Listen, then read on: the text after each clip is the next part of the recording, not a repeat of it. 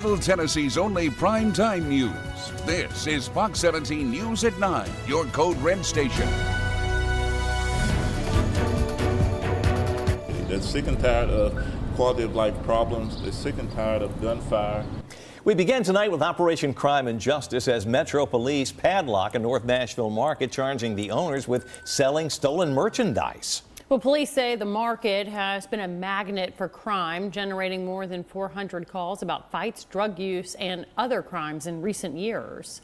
Fox 17 News' Kylie Walker has been following the growing concerns for about a year now. She joins us live in North Nashville with more tonight. Kylie. That's right. In a news conference earlier this morning, police say that two of the business owners engaged in illegal activity, and Star Market was deemed a public nuisance as it attracts nefarious activity. Star Market raided and closed by court order. The business making headlines countless times for all the wrong reasons. The community is sick and tired of this kind of activity. They're sick and tired of quality of life problems. They're sick and tired of gunfire. Metro Police Chief John Drake says Star Market was deemed a public nuisance in part due to drug deals, prostitution, and assaults. Yeah, it ain't been no new occurrence. Andre Gibson, a Nashville native, has seen the ongoing crime in his backyard for several decades now. And the people that live here should be able to go to that store, purchase items without having to be in fear of getting shot, robbed, in some cases raped. Gibson says he's relieved to hear the news. Everybody in this community should be jumping for joy with me, because I grew up here. It ain't like I just transplanted to this area. I grew up on this very part of North Nashville. This corner is a popular spot for those who loiter. Fox 17 News has received several photos from viewers showing just that. We've also driven by on numerous occasions and seen it for ourselves. So we're doing everything in our power, but we can't be a full-time police force as well as a business. Last week before the raid, we talked to Adam Dredd, the attorney for the Star Market. He said the business shouldn't be singled out. But today, police say it warned Star Market a year ago to clean up this activity, but claim not much has changed. With all the loitering and things of that nature, crime comes that way. So Now, police say that they've also gotten a search warrant for F&B Mart off Clarksville Highway. Now, that is under the same ownership. Also important to note that this past week, I learned that several of the security guards, the business security guards at Star Market, have been arrested this past year. This is something that I, of course, will look further into. For now, reporting in North Nashville, Kylie Walker, Fox 17 News, your Code Red station. Kylie, thank you. Continuing our coverage now to give you a little more context in terms of where the Star Market is located. It's no stranger to crime. We told you that. Sits at the intersection. This is Buchanan Street, and this is Dr. D.B. Todd Boulevard, which turns into Clarksville Highway. The location of the market is right here. There is a liquor store right next door. It also has been the subject of some phone calls from two police. Northwest Liquors, Fox 17 News' Kylie Walker has been covering activity at both of those locations now for more than a year. Now, two of the owners, as Kylie mentioned, at the Star Market also own the F&B Market, 3900 Clarksville Highway, a few miles down the road right at the intersection of Hamilton Church. They are charged with buying merchandise at that location represented to them as stolen for pennies on the dollar by police and then reselling it. Police started building a case against 43-year-old Bassem Farag and 44-year-old Bolis Bakhtar late last year. They say these men bought roughly $11,000 worth of merchandise, just a little less than that. For fewer than $900, they are charged with money laundering, organized retail crime, and attempted theft of property. Now, we want to know what you think about this. The question we've been putting to our viewers: should the Metro District Attorney's Office have moved more quickly to close down the Star Market?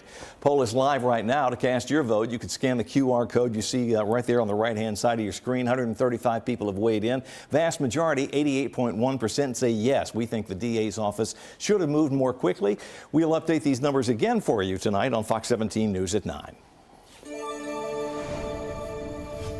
We've controlled that homeless population from coming over here. In the high cost of homelessness, Hermitage businesses are working hard to keep homeless people off their property after a large encampment closed in January. Metro says they offered housing to everyone who lived there, but people are saying the problem persists. Fox 17 News' Caitlin Miller joining us from Hermitage after speaking with businesses and people that live in the area.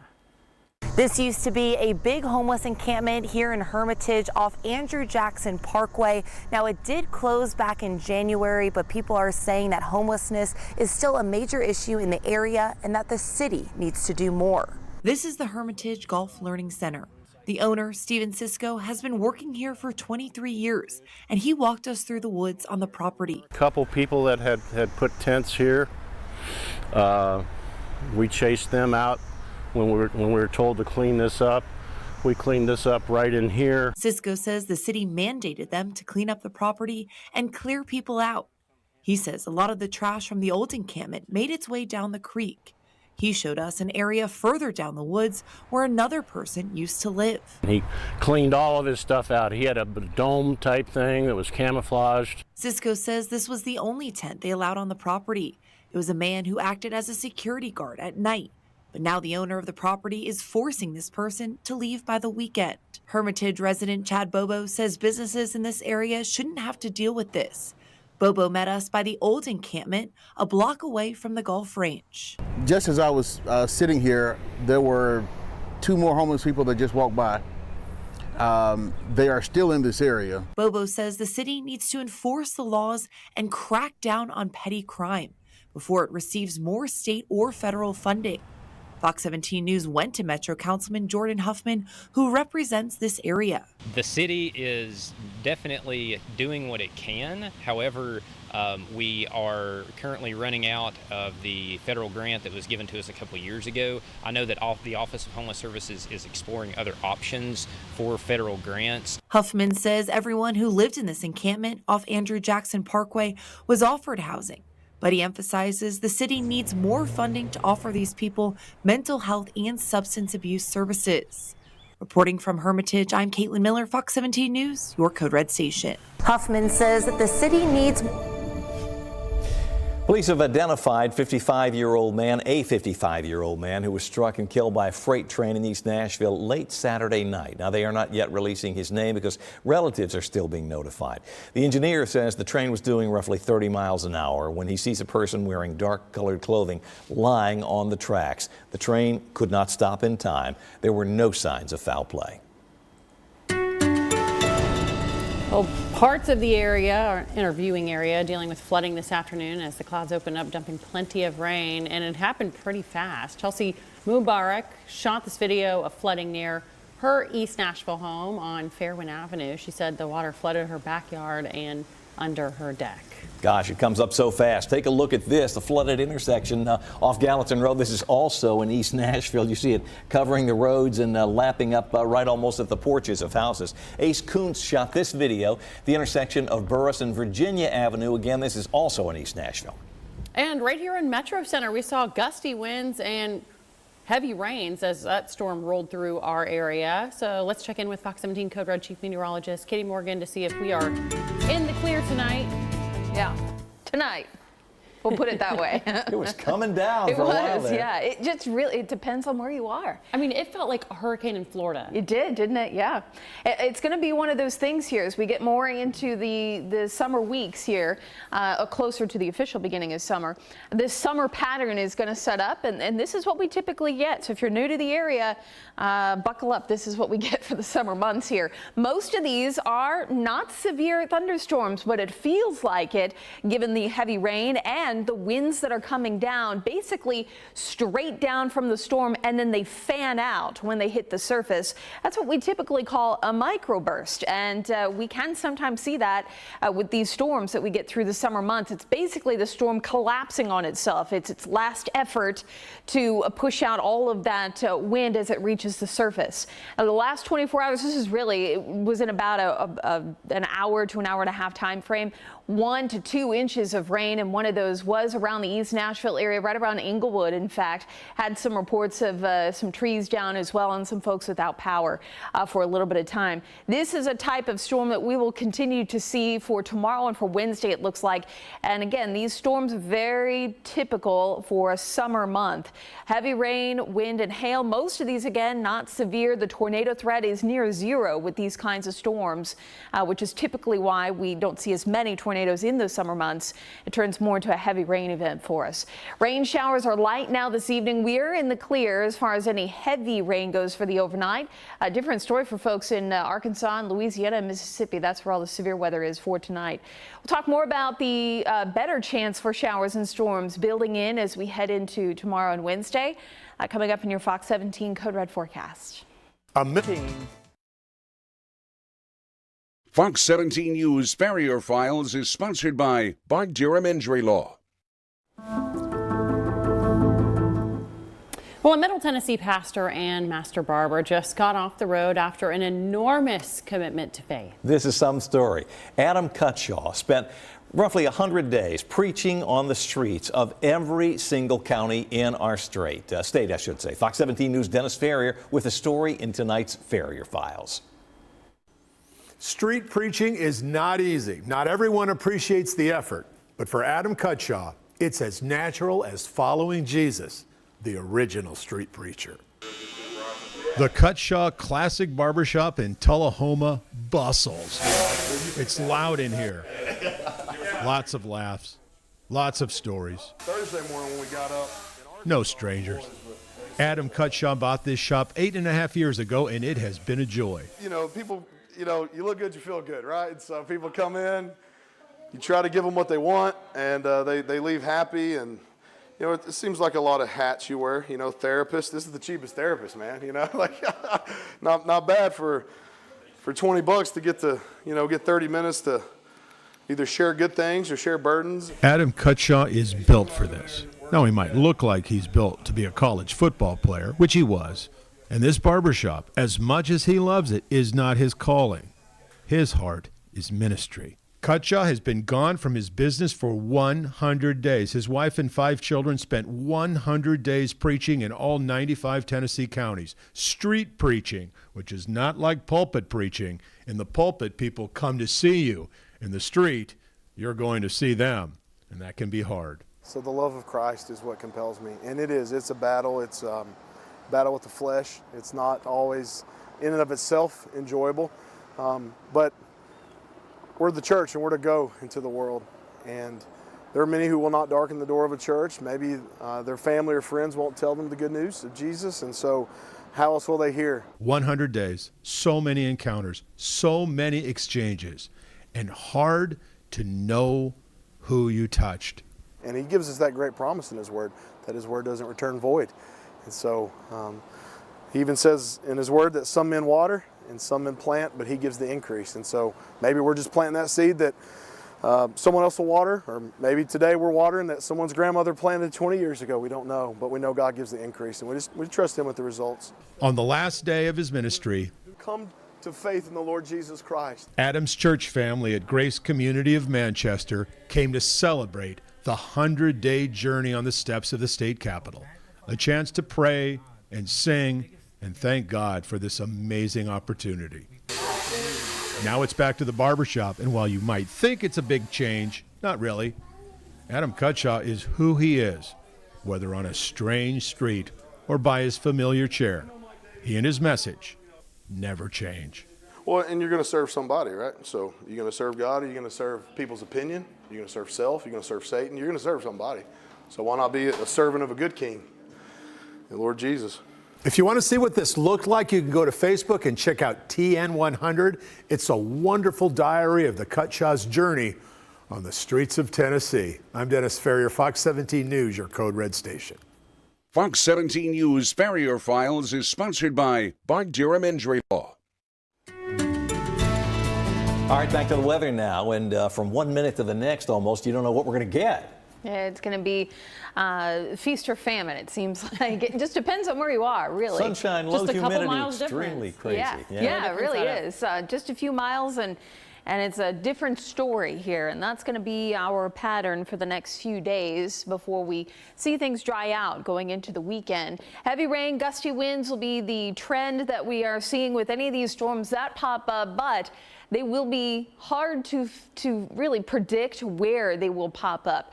And these summer storms, again, are kind of like popcorn on the stove when they start popping due to that heat.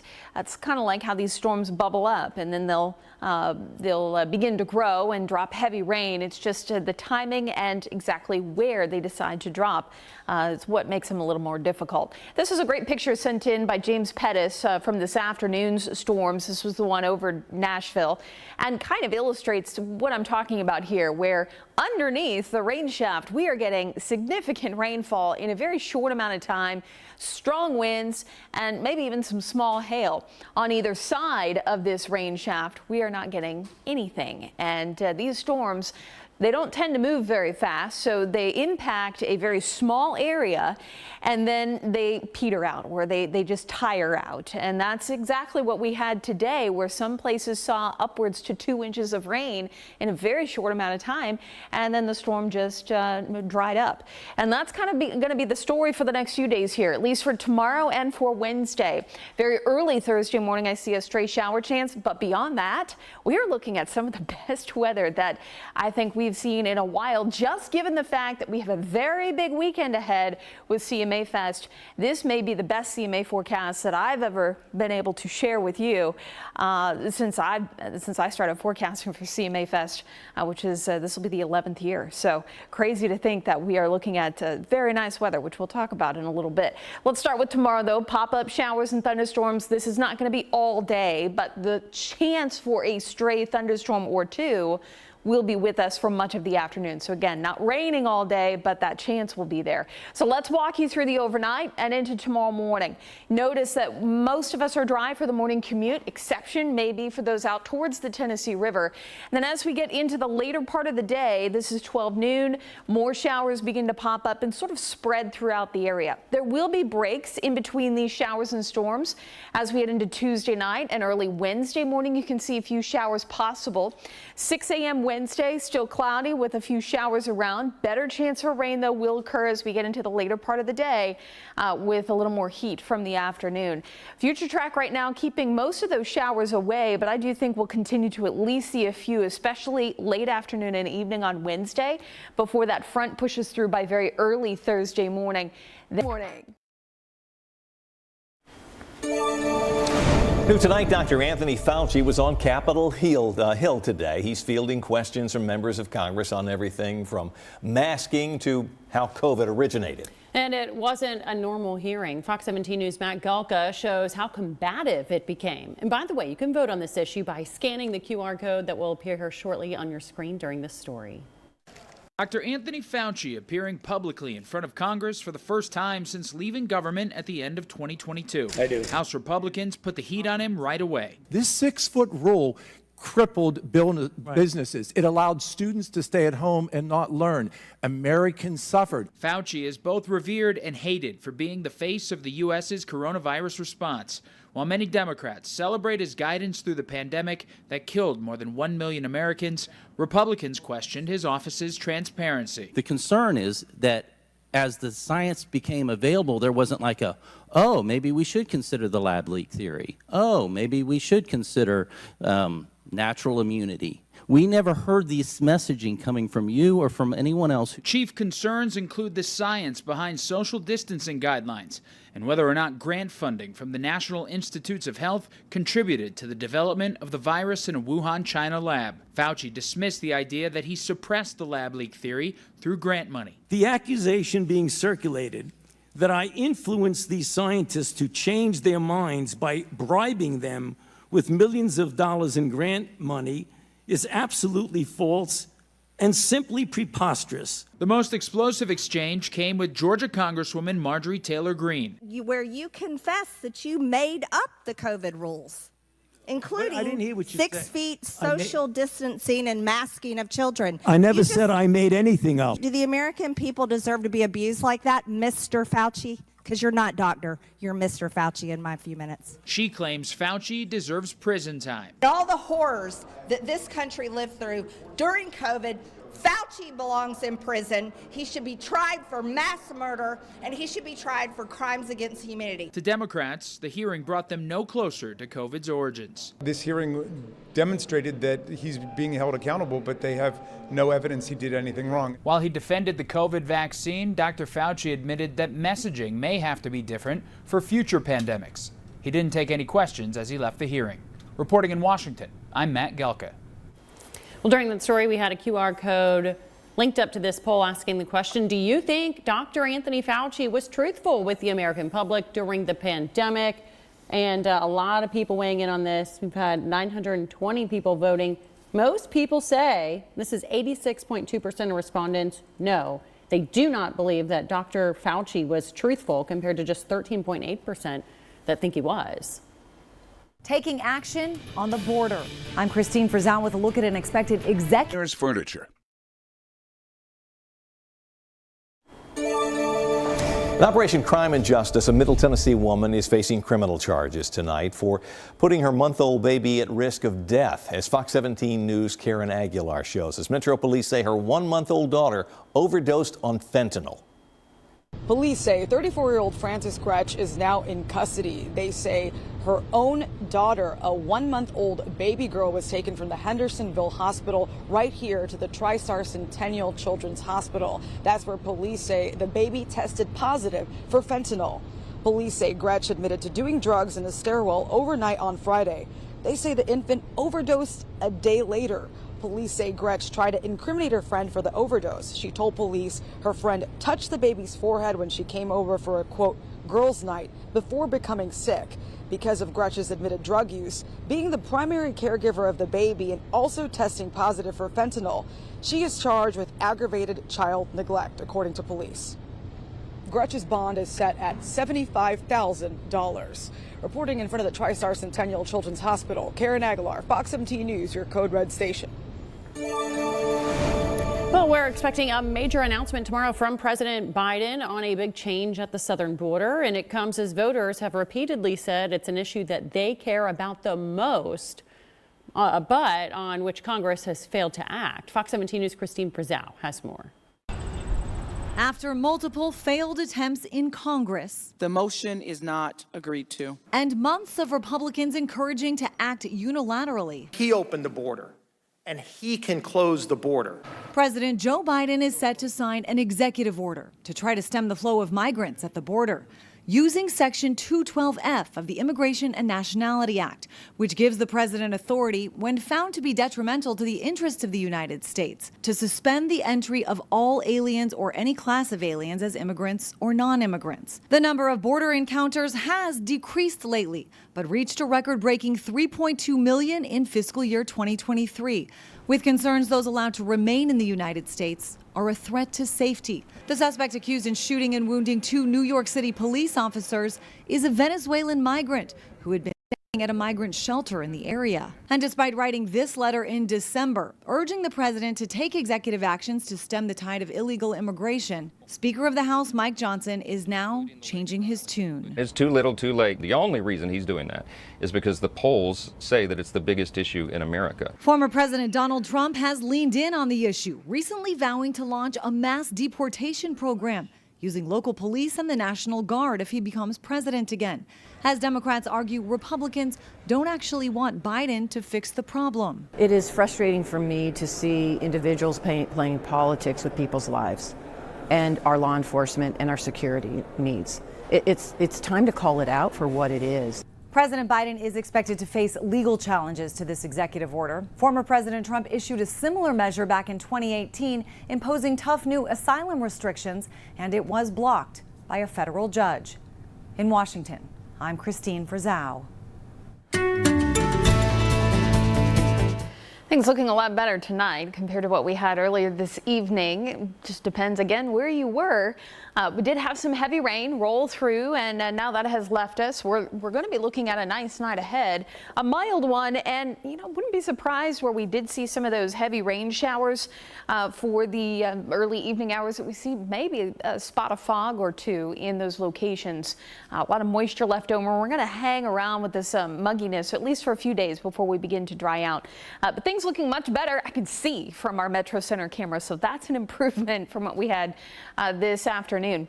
Temperatures here for June, now that we are in a new month, I thought we would look at our average highs. In the next few days, we're going to be just above average in, or I should say, right just below average in the next couple of days here. Temperature for the first average is around 84. We're going to be hovering in the low 80s for Tuesday and Wednesday. As we get into the later part of the month, though, you can see those temperatures climb to 90, so our average is around 90 by the end of June. Also, something kind of exciting for today, the fact that sunset occurred at 8 o'clock in the evening. It's the first day that our sunset was at 8 p.m. or later, and the sunsets will get later as we head through the month here. July 1st and July 2nd will be the latest sunset that we see. The days are not getting longer, but the sunsets are. So I do want to clarify that. The longest day of the year will be the first day of summer, but our sunsets will still get later until we get into the beginning of July, which is 8:08 p.m. And from there, we'll start to see the sunset earlier. Of course, the sun will rise earlier, and that's where we get the shorter days. A little confusing there, but just know that through July, beginning of July, we'll see those sunsets at 8:08, and then they'll start to threaten.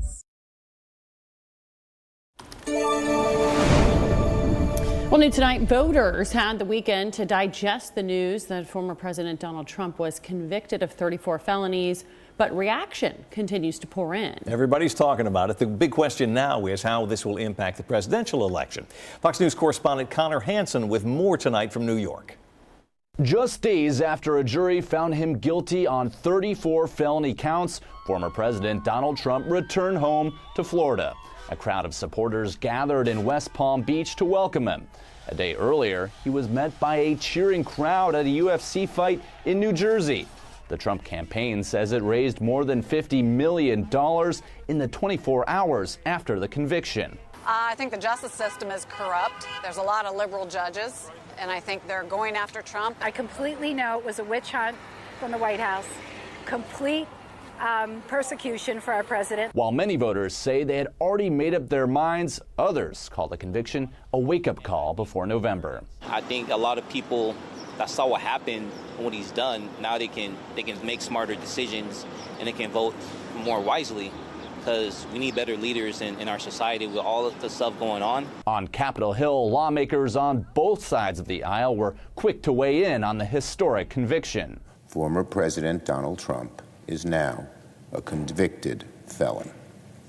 The most important takeaway from this case is that nobody's above the law, including Donald Trump. We're a banana republic.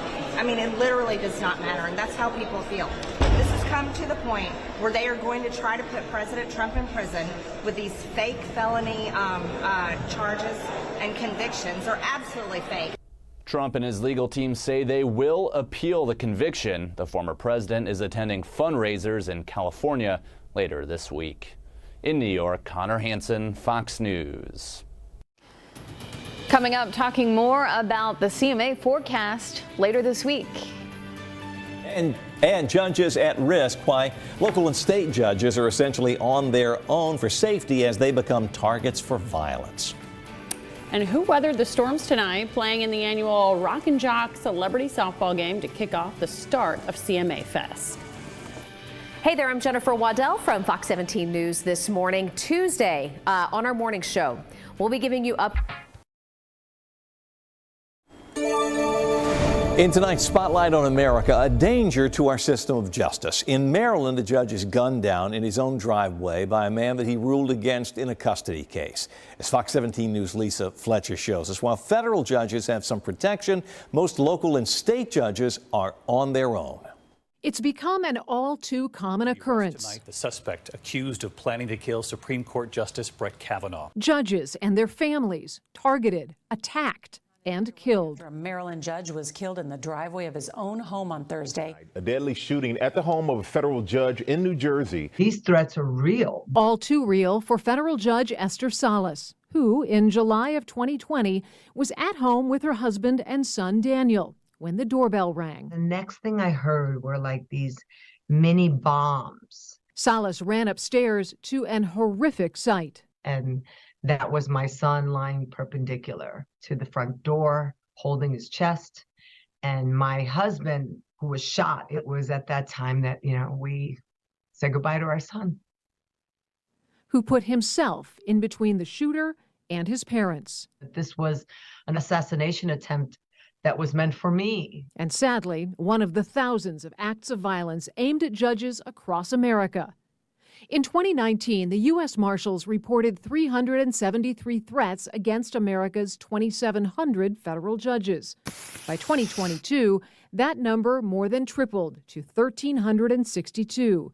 And it is only at the federal level that these threats are tracked. For the more than 30,000 state and local judges, it's anyone's guess. In fact, only New Jersey and Oklahoma shield state judges' home addresses online. In 2022, the Maryland State Senate passed a version of a shielding law, but it didn't get out of committee in the House. Retired Maryland U.S. District Judge Paul Grimm is the director of the Bulch Judicial Institute at Duke Law School.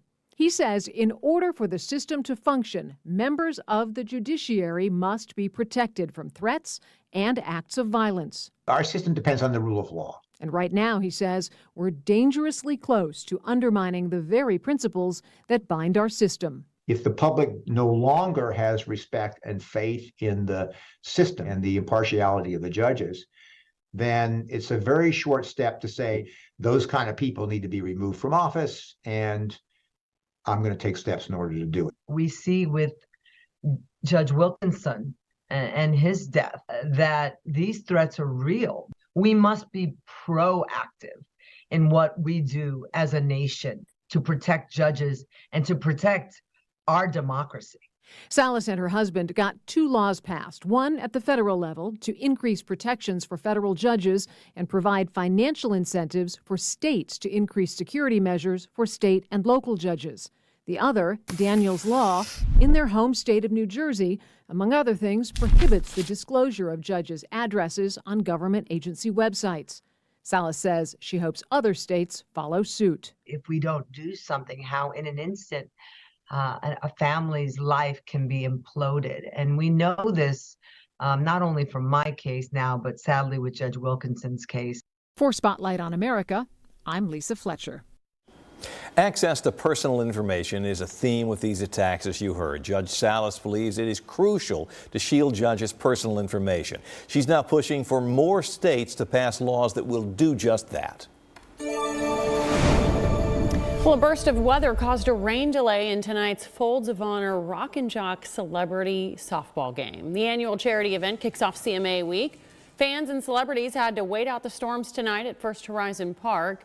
The first pitch got underway at 8:10 tonight, about an hour and 40 minutes behind schedule. Musicians, athletes, comedians, celebrities, and veterans all took to the field in a sold-out event, raising money for our fallen heroes and their families.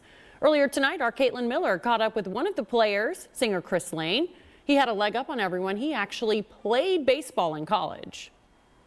I think obviously giving people support who give us a chance as artists to be out on the road living our dreams, people who have sacrificed so much for all of us. And you know, this event is just so much fun, getting to interact with all the fans that are here, and yeah, again, just for an incredible cause. Well, Chris Lane, who you just heard from there, joined Jelly Roll, Riley Green, Charles Esten, Brett Young, and many other celebs. Yeah, and with those storms that moved through, no surprise there. Yes. Rain delay. Yeah. At least they got it in. That's good. That's good, yeah. And again, with these types of storms that we're going to see in the coming months, it's just that it's going to rain, and it'll rain and rain and rain, but then it'll go away. Yeah, and they don't tend to move very fast, which is unfortunate for anyone that's underneath that shower, because you're going to get drenched. But it rains, it does its thing, and then it goes away, and we end up clearing out. A lot of these, again, driven by afternoon sunshine. So best time that we see these would be after lunchtime through the early evening hours.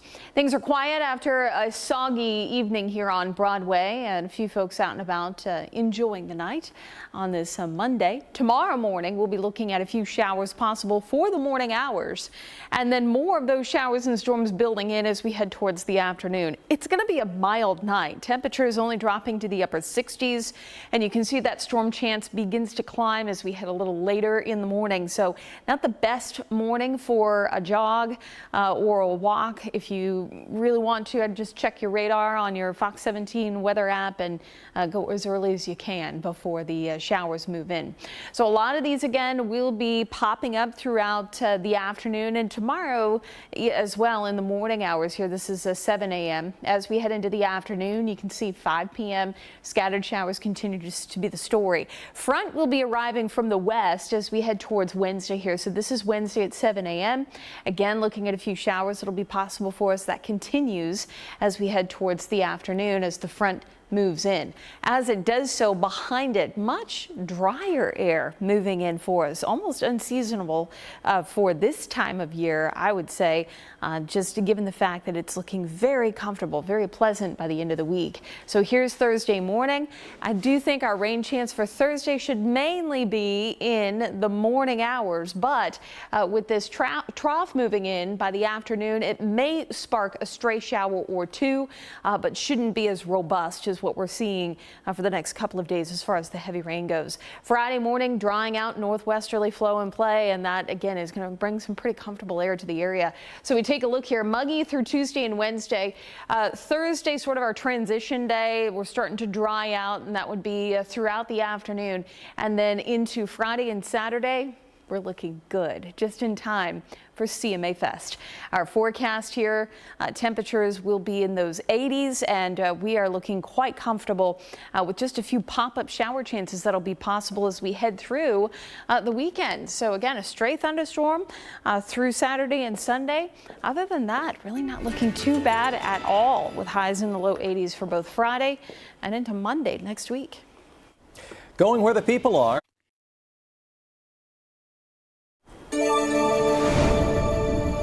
In politics tonight, former President Donald Trump launching a TikTok account. The former president launched his account by posting a video of himself at a UFC fight. This comes days after he was convicted of falsifying business records to cover up an affair in 2016. President Biden has an account as well, but who knows for how long. A new law orders TikTok's Chinese parent company to sell or be banned here in the U.S. Mr. Trump already has more than 1 million followers. Well, a shaky flight shake you up here is the best place to sit on an airplane to ease the anxiety about turbulence. Frequent flyers say sitting near the front of the plane is the ideal spot. They say that's because it has the least amount of swing. Now, beyond that, pilots say sitting next to the wings of the plane is also a good option because they are located right at the plane's center of gravity. A celebration for some carbonation, the big honor. In business news, the doctor is sipping on success. Dr. Pepper, that is. Well, sales of the popular soft drink are up, and Dr. Pepper is now tied with Pepsi for the #2 spot. Coca-Cola is still the top soda brand with twice as much market share as its competitors. Fancy. Dr. Pepper credits its recent success to college football marketing. You may have seen those ads, and distribution at soda fountains. Hunter Biden in court for day one of his criminal trial. I'm Christine Frizzell with what to expect in the days ahead. This is Fox 17 News at 10, your Code Red station.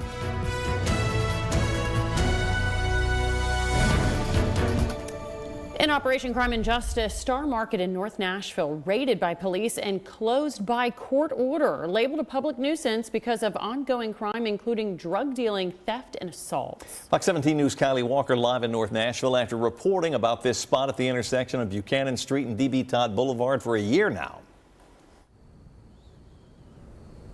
That's right, and I've driven past this business several times over the course of the past year, and every single time we've seen people loitering outside. Now, police say that this attracts crime. Loitering outside attracts the crime. They also say that the business owners were given a warning about a year ago to clean up this activity. However, by now, not much has changed. Police say the Star Market was deemed a public nuisance due to its disruption to overall quality of life to the neighborhood. That was around 6 this morning that SWAT and law enforcement arrived on site to initiate that padlocking process after Chief John Drake said enough is enough. The community is sick and tired of this kind of activity. They're sick and tired of quality of life problems. They're sick and tired of gunfire. They're sick and tired of not being able to have a peace of mind. And today we're hoping to bring some of that peace back. This morning, MMPD arrested 44-year-old Bolis Bakker and also 43-year-old Bassam Farag. They are now charged with money laundering, organized retail crime, and attempted theft of property for reselling illegal items at the F&B market.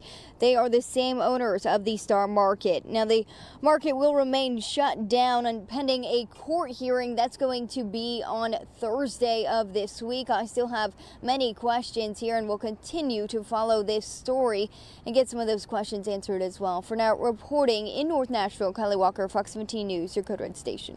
Kylie, thank you. Continuing coverage as we showed you exactly where the Star Market is located. We told you the intersection. These two businesses, the Star Market and the liquor store, right next to one another. This is Clarksville Highway, essentially Dr. D.B. Todd Boulevard, which turns into Clarksville Highway right here. This is Buchanan Street, which on the other side of 8th Avenue is 9th Avenue North. The market and liquor store located right here at this location, right next to one another. The liquor store experiencing some crime as well. It's called Northwest Liquors. Our Kylie Walker, as we mentioned, has been covering issues on this doorstep and the crime associated with this area and a business or a vacant house right beside it now for more than a year. Now, earlier in the newscast, we told you about our X poll asking if you think Metro's district attorney should have acted more quickly to padlock the Star Market. We just showed you where it was. 161 votes in now. Nearly 89% say yes. We think the DA should have acted more quickly. A little over 11% say no, the timing was right. Every night you can look for a new poll on our X page. Our handle's @Fox Nashville. We want to thank you all for taking time to vote in this one. Well, in the high cost of homelessness, Hermitage businesses are working hard to keep homeless people off of their property after a large encampment closed in January. Metro says they offered housing to everyone who lived there, but people are saying that the problem still persists. The owner of the Hermitage Golf Learning Center, Stephen Sisko, says that he's been working there for 23 years and he walked us through the woods on the property. He says the city mandated them to clean up the property and clear people out. And he says a lot of the trash from the old encampment made its way down the creek, littering the area. And he showed Fox 17 an area a little further down in the woods where another person used to live. Metro Council member Jordan Huffman, who represents this district, says local businesses should not have to deal with this. The city is definitely doing what it can. However, we are currently running out of the federal grant that was given to us a couple years ago. I know that the Office of Homeless Services is exploring other options for federal grants. Huffman says that everyone who lived in the encampment off Andrew Jackson Parkway was offered housing, but he emphasizes the city needs more funding to offer these people mental health services and substance abuse help. In Operation Crime and Justice, Metro Police have charged a man with sexually assaulting a woman downtown at the WeGo bus terminal on Charlotte. The woman tells police she's sitting at the terminal when this man, Kenneth Bell Jr., touches her leg multiple times before then exposing himself to her. Bell is facing multiple charges tonight, among them sexual battery. Our stormy pattern here will be with us for a couple of days, mainly Tuesday and Wednesday before we begin to dry out as we head towards the end of the week. A lot of these storms are going to be below severe limits, but when they do form, we can expect heavy rain, wind, and maybe even some small hail. to form. That's basically what happened today with some of these storms that were around. Isolated, but where they were, they dropped quite a bit of rainfall. And you can see that here, just our rain in the past 24 hours. A lot of this happened within a few hours time. And you can see it was kind of feast or famine, anywhere between a ½ inch up to 2 inches of rain where these showers fell. One of those was in East Nashville, and this storm just kind of hung out over downtown Nashville area for a while. Things are quiet now from the radar picture. The big story tonight remains to be these severe thunderstorms pushing through Louisiana, Mississippi. We will stay quiet for the evening hours here. We're going to be mild, though. Temperatures for the overnight hovering right around 70 here in town, mid to upper 60s in other locations outside of city centers. We could drop into those low 60s. Crossville around 62, Tullahoma at 66, and Murfreesboro sitting at about 67 degrees. We'll walk you through the forecast as we head through the week, timing out some of those showers best we can. These popcorn storms kind of have a mind of their own. And we'll have a look at our CMA Fest forecast. That's all coming up. Thank you, Katie. Dr. Anthony Fauci is back on Capitol Hill giving his first public testimony since he retired as director of the National Institute of Allergy and Infectious Diseases. Well, today he's clearing the air on COVID-19 guidelines and the origin of the virus.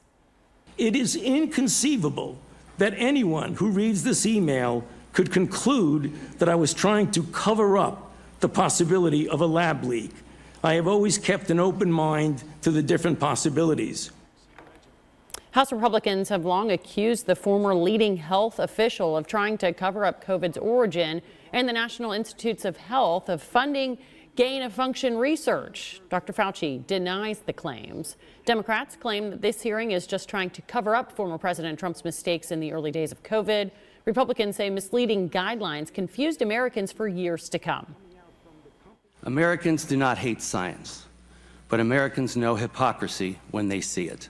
Dr. Fauci did not lie about gain-of-function research in Wuhan, China.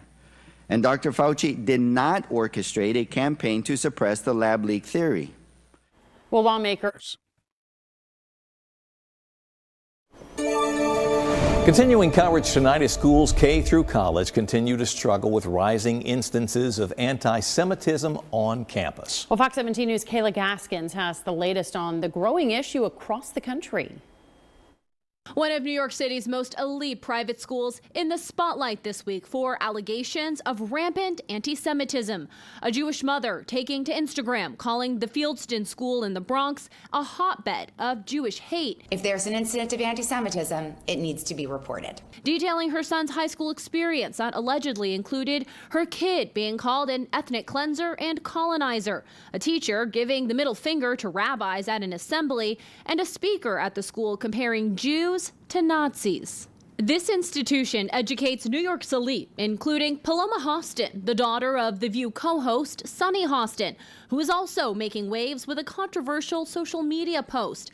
The younger Hostin writing, "Now that I got my diploma, from the river to the sea, Palestine will be free," a phrase many Jews claim is anti-Semitic, viewing it as a call for the end to the state of Israel.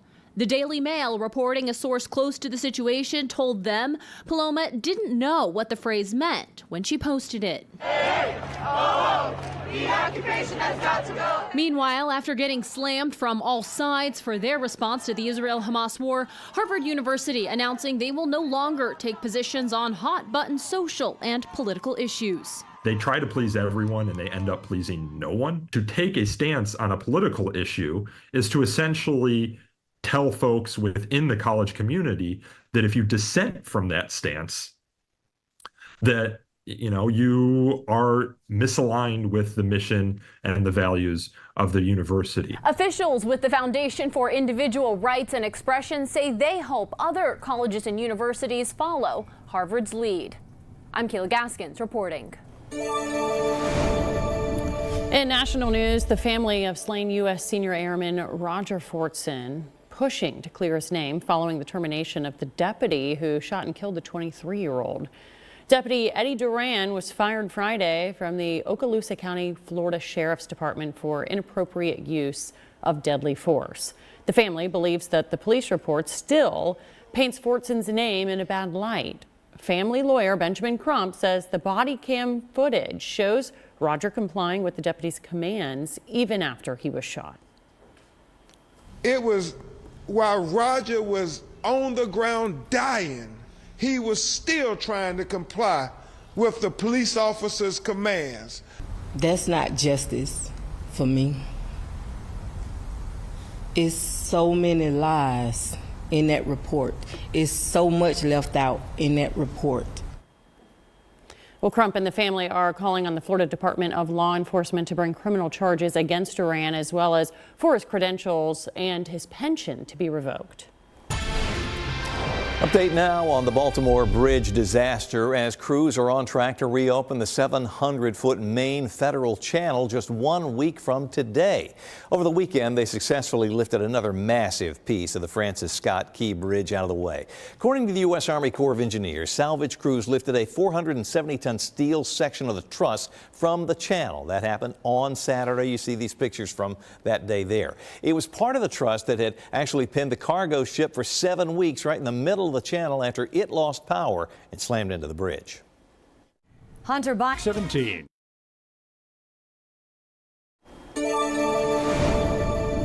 Continuing coverage tonight as a Delaware jury is seated and ready to hear evidence against President Biden's son Hunter. He's charged with 2 counts of lying on an application to buy a gun and 1 count of unlawfully possessing a gun.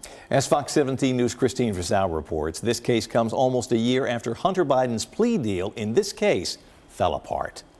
Hunter Biden in court for the first day of his criminal trial. His stepmother, First Lady Jill Biden, and sister Ashley also in the Delaware courtroom to support him in his legal fight, following a long public battle with drug addiction, an addiction that made it illegal for him to own a gun. The charges are that he lied on a form to purchase a gun, and therefore as a drug user, he wasn't allowed to have a firearm. Special counsel David Weiss has announced he plans to call 3 women who knew Hunter well to testify. His ex-wife Kathleen Buell, his late brother's widow Hallie Biden, who he also dated, and London Roberts, with whom he fathered a daughter. These women will testify against him, their texts, other things that they know about that they'll tell the jury about, and it will be very convincing evidence. Axios reporting among Hunter Biden's unpaid debts, he owed his ex-wife Kathleen Buell more than $1.7 million in spousal support, legal fees, and interest, with prosecutors also expected to use excerpts from his book and texts from his laptop to boost their case. Meanwhile, Hunter has repeatedly accused his critics of playing politics. They've ridiculed my struggle with addiction, they've belittled my recovery, and they have tried to dehumanize me, all to embarrass and damage my father. President Biden recently facing accusations of alleged witness tampering for a recent visit he had with Hallie Biden. The White House insistent it had nothing to do with Hunter's case. He visited her days before the anniversary of the passing of his son. And she is family. She was married, obviously, to his late son. So they did not talk about her testimony? This was not about that. This particular case is only expected to last about a week or 2, with another trial in California about his taxes set for September.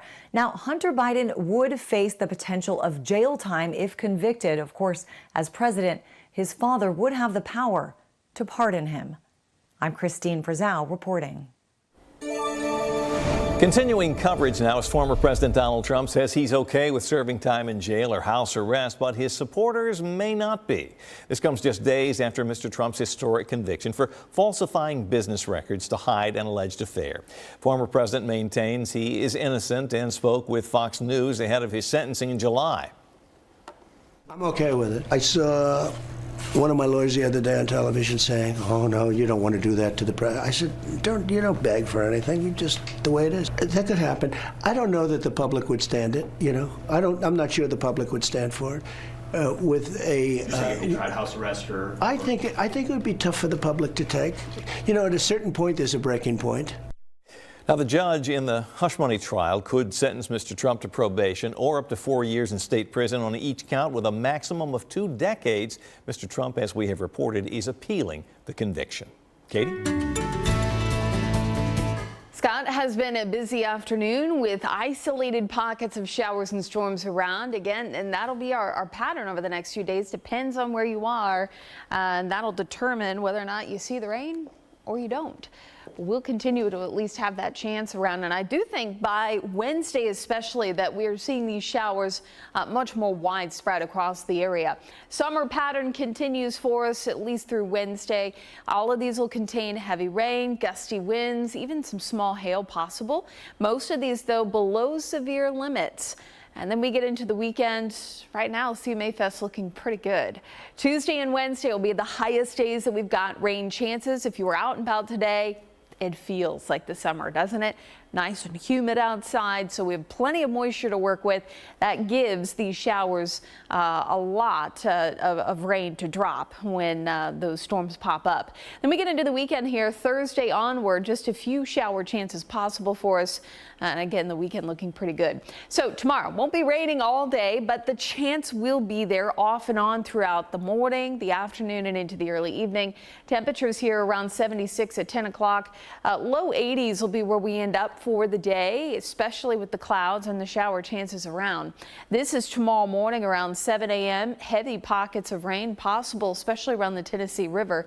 Then as we head towards the afternoon, more of these pockets will be around off and on. That continues as we get into the early evening hours. We'll see some breaks in between these showers here. You can see at least Future Track advertising the potential for a mainly dry early evening. Then we get into the 7-8 o'clock time frame. More of those showers will be around as we head through tomorrow night, maybe tracking a few of those. Again, most of these will not be severe, but will be capable of producing some heavier pockets, especially in the afternoon hours. 6 a.m. Wednesday, another active day expected. We are looking at some passing showers that'll be around, and this is all going to be ahead of a front that will eventually push through as we head into Wednesday night, early Thursday morning. A few showers around for the very early morning hours, mainly toward the plateau. We'll start off dry and quiet for Thursday. As we get into Thursday afternoon, we may find a stray shower or two. Other than that, we are drying out as we head towards the weekend. So this is more just an idea of what we could see with some of these showers. I think we got a good dose of that today as well. I wouldn't take this forecast and give it an exact, this is how much I'm going to see at my house. More so, it's just an idea of where heavy rain falls, how much rain we could end up with in some of these storms. Easily, I think we could see an inch, inch and a half, and in some cases close to 2 inches like we had this afternoon in East Nashville. Here's a look at your 7-day forecast. Low 80s for Tuesday and Wednesday, a little warmer by Thursday with more sunshine around, and then the drier air arriving by Friday. It's going to be feeling nice. Highs right around 80 degrees. Friday, Saturday, and Sunday a tad warmer with a stray shower chance possible. Weather Window, presented by the National Weather Desk. 2 tornadoes occurred in the Texas Panhandle Sunday evening. A viewer took this photo of a funnel cloud near Lake Meredith. This storm did cause some minor damage when it was on the ground. Also over the weekend, a viewer captured this textbook hole punch cloud in its fall streak. This happens when an aircraft flies through a layer of altocumulus clouds and the supercooled water droplets become ice crystals that then fall due to gravity. For more content like this, follow the National Weather Desk on Instagram. And you can see more weather stories like this every weekday morning on the National Weather. Furniture. In health news, a new warning for parents from the Drug Enforcement Administration about fentanyl in kids who are out of school for summer. Well, Fox 17 News' Angela Brown tells us what they say you need to do to protect your kids. On the last day of May, the DEA Rocky Mountain Field Office sent out this alert right here. The region, on pace to break the fentanyl pill seizure record set just last year, saying, quote, as we head into summer and kids are out of school, let's not fail to continue to educate our family and friends on the dangers of fentanyl. Amara Durham, founder of Urgent Care Mental Health, says everyone needs to know this. Do not take unsolicited medications. Do not use street drugs. The risk is so high. The DEA Rocky Mountain Field Division is sending out this alert because of numbers like this. In Colorado, nearly 1.8 million fentanyl pills have been seized in fiscal year 2024. With 4 months still remaining in the year, the fiscal year, Colorado could break last year's record. In Utah, more than 600,000 fentanyl pills seized to date. Last year's record, over 664,000. In Montana, more than 40,000 fentanyl pills seized to date. Last year's record just over 106,000. In Wyoming, nearly 4,000 fentanyl pills seized to date. Last year's record, 23,700. DEA lab testing has shown 7 out of 10 fentanyl pills contain a potential lethal dose. I think people need to know that even a microscopic amount of fentanyl can be deadly. In Washington, D.C., I'm Angela Brown. She is just 22 years old and surviving cancer. I'm Liz Bonus. Why she is sharing her story and how she hopes to save others' lives. It is just ahead. Hey there, I'm Jennifer Waddell from Fox 17 News this morning. Tuesday on our morning show, we'll be giving you updates on the trial for Hunter Biden that is now underway. Could he be convicted on 3 felony counts? The president's son in the courtroom, and we'll have updates on how everything unfolds.